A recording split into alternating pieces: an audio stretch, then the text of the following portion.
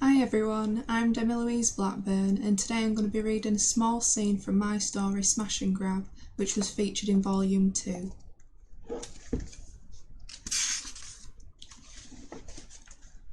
Bluebottles dived, headstrong but oblivious, for their lunch, narrowly avoiding Kevin's calloused hands as he battered them away. Jason's cigarette smouldered between his fingers. Distracted by Kevin's news, their usual talk of departments falling flat and ritual backstabbing between co-workers was all but forgotten. Kevin was thankful for the change. 2 years he'd worked beside Jason, and 2 years they'd spent hovering around the water cooler together like vultures, endlessly spitting feathers over how their money didn't stretch from one month to the other. Their misery had brought them together, but misery could become very dull after a time. Makes you think though, doesn't it?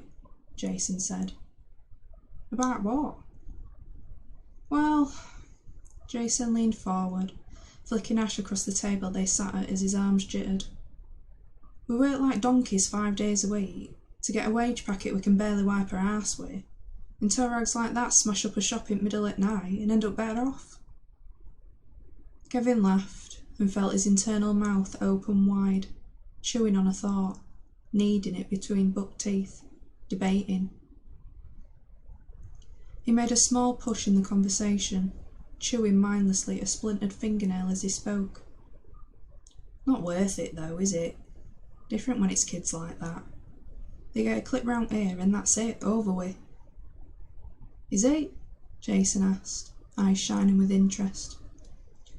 You only have to take a glance up and down your ends to see old scumbags getting away with stuff like that. Kevin picked at his lunch. His stomach felt full to the brim with larvae, slick and wriggling, glistening shards of glass flickering into clarity across his memory.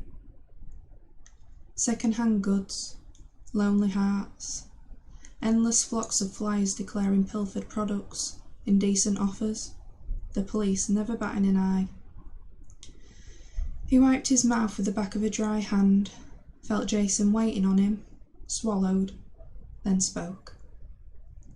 I guess you're right. Half of them watching last night probably flogged something dodgy that day. Can't say half of them work full time from what I've seen. Hardly anyone gives a toss these days. Jason's voice took on a scholarly tone, as though Kevin had no idea about the seedy nature of his own town. Doesn't matter where exactly your money comes from. Why we're out here working for a living is beyond me, Kev.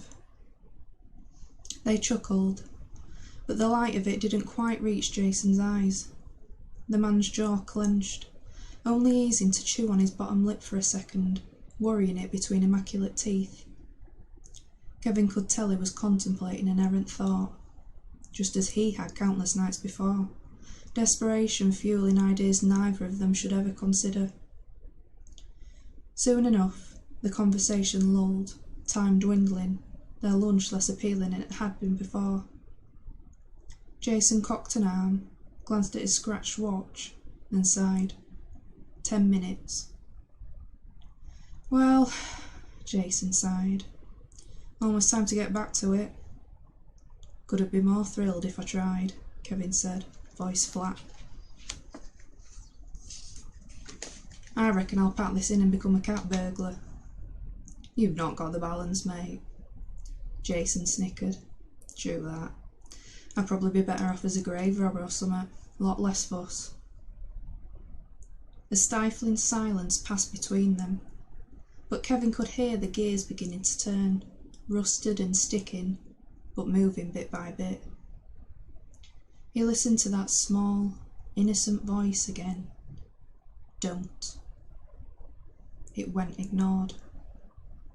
Swallowing, doing his best to feign disinterest, Kevin cleared his throat and spoke again.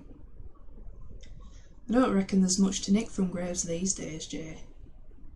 You'd be surprised. Jason's voice came quick, eager.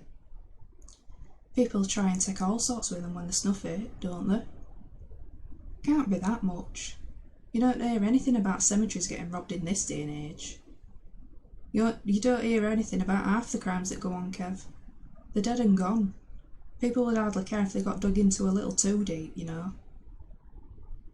When Kevin looked up, Jason's muted blue eyes were trained on him, looking far more tired than he had any right to look. As though noticing the concern in Kevin's features, Jason grinned, chuckling away the silence.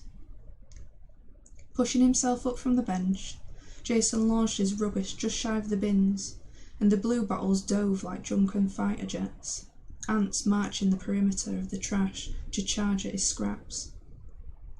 Come on, Carol will bite her heads off if we're late again. We'll talk about a side hustle later, alright? A laugh burst between them again, and for the next few weeks, it was all they seemed able to do.